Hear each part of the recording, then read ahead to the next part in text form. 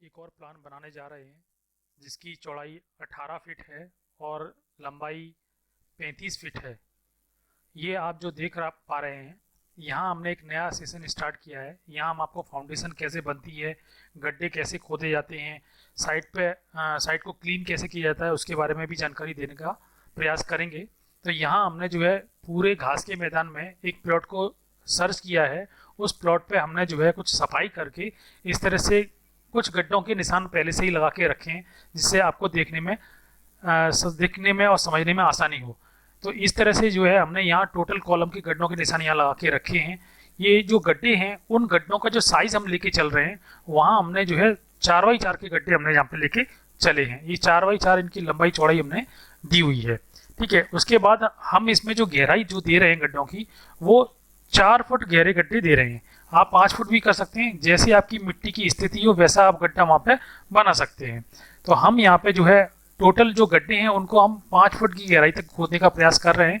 तो इस तरह से हम जो है गड्ढे इसमें खोदते हुए जा रहे हैं।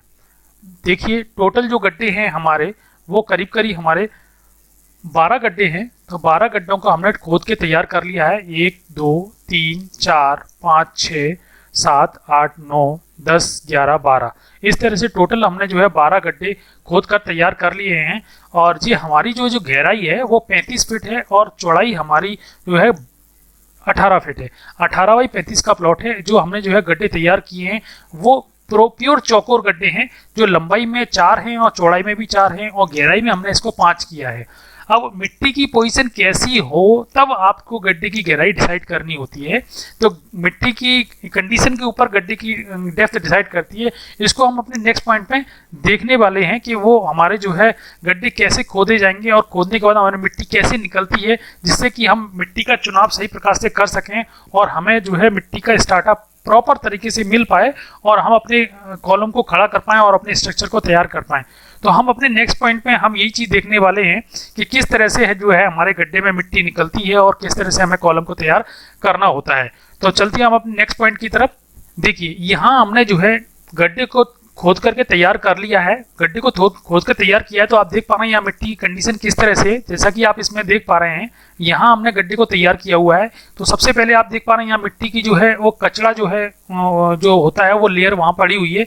और कचड़े के बाद जब हम गड्ढे को अंदर खोदते हैं तो हमें जो है इस गड्ढे से रिसता हुआ पानी हमें क्लियर दिखाई देता है। उसके बाद देखते हैं अंदर जाके थोड़ा देखते हैं तो मिट्टी और हार्ड होने लगती है और जो है बालू जैसी या रेत जैसी मिट्टी हमें थोड़े थोड़े दिखाई देने लगती है।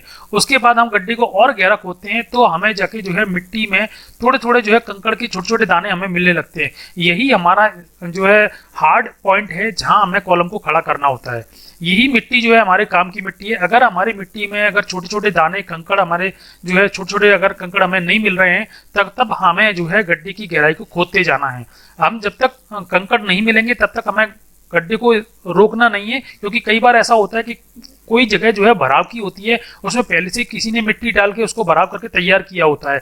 किसी ने वहाँ रेत डाल रखी होती है, किसी ने वहाँ कचरे के ढेर लगाते लगाते जो है वो ऊंचाई तक उस लेवल पर कर पाते हैं। परंतु हमें ऐसा नहीं करना है। अगर उस कचरे के ढेर पर या भराव पर आप अगर अपना स्ट्रक्चर बनाते हैं तो आपको उस स्ट्रक्चर में फेल होने के चांसेस ज़्यादा रहते हैं। तो आपका मकान गिर सकता है, टूट सकता है, बिखर सकता है और उसमें जान माल की हानि भी हो सकती है।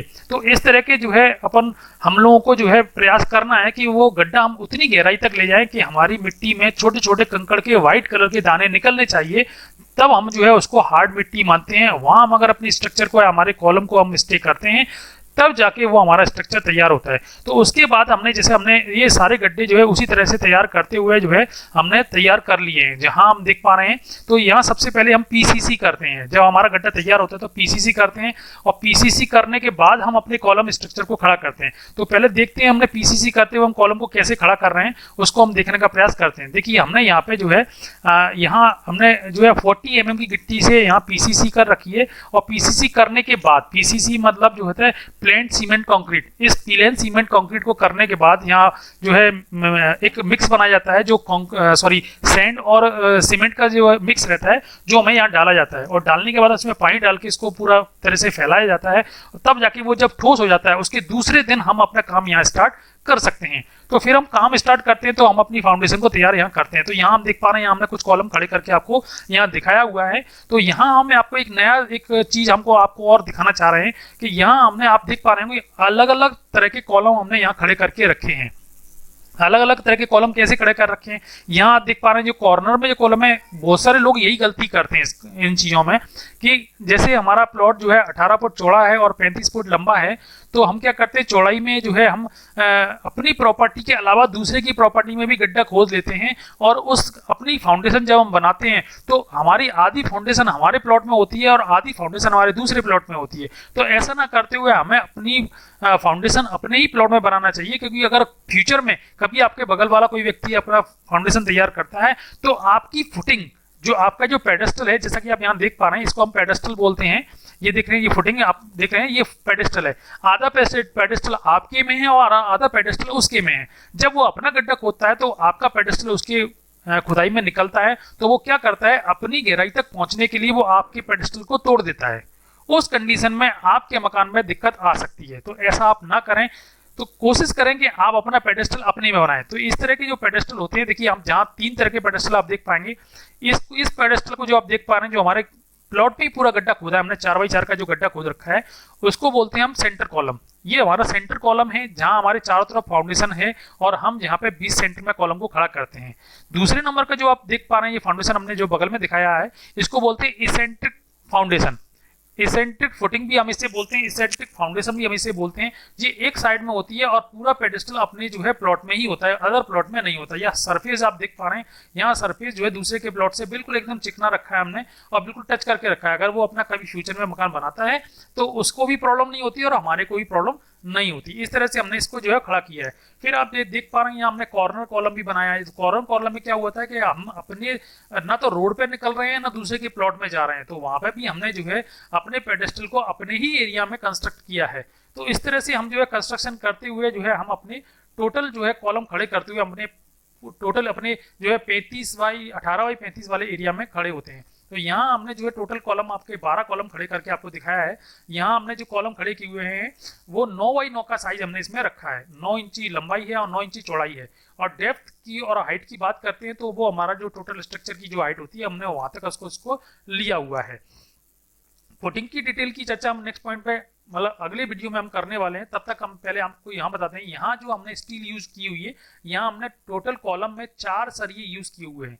जैसा कि आप यहाँ देख पा रहे हैं, देखिए हमने यहाँ 4 कॉलम यूज किए हुए हैं और बीच में हमने रिंग्स का यूज किया हुआ है। 1 2 3 इस तरह के देख रहे हैं, पर्पल कलर देख रहे हैं, पर्पल कलर में जो देख रहे हैं वो आपकी रिंग्स हैं, जो एक कॉलम से लेकर दूसरे मतलब एक से लेकर दूसरे के बीच में बंधे हुए, जो हमारे चारों सरियों को बांधने का काम करते हैं। तो ये चारों सरिये जो है हमारे, वो हमारे 12 mm के हमने 4 सरिये यहाँ पे लिए हुए हैं और रिंग हमने जो है यहाँ पे 6 mm की ली हुई है, जो कि दोनों तरफ से इसको पकड़ के रखती है। तो इस तरह से हमने जो है पूरे कॉलम में हमने इसी 4 तरह के 4 सरियों का यूज किया हुआ है। हर कॉलम में 4 सरिये हमने डाल रखे हैं और जो रिंग डाल रखी है वो 6 mm की हमने रिंग डाल रखी है, जो कि 6 इंच की दूरी पर डाल के तैयार की हुई है। ये टोटल 12 कॉलम है, जैसे कि आप यहाँ पे देख पा रहे हैं। अब चलते हैं अपने नेक्स्ट पॉइंट की तरफ। नेक्स्ट पॉइंट पे हम देखते हैं कि कॉलम को हम जो है कॉलम के बीच की दूरी हमने क्या रखी है, उसको भी एक बार देखने का प्रयास करते हैं।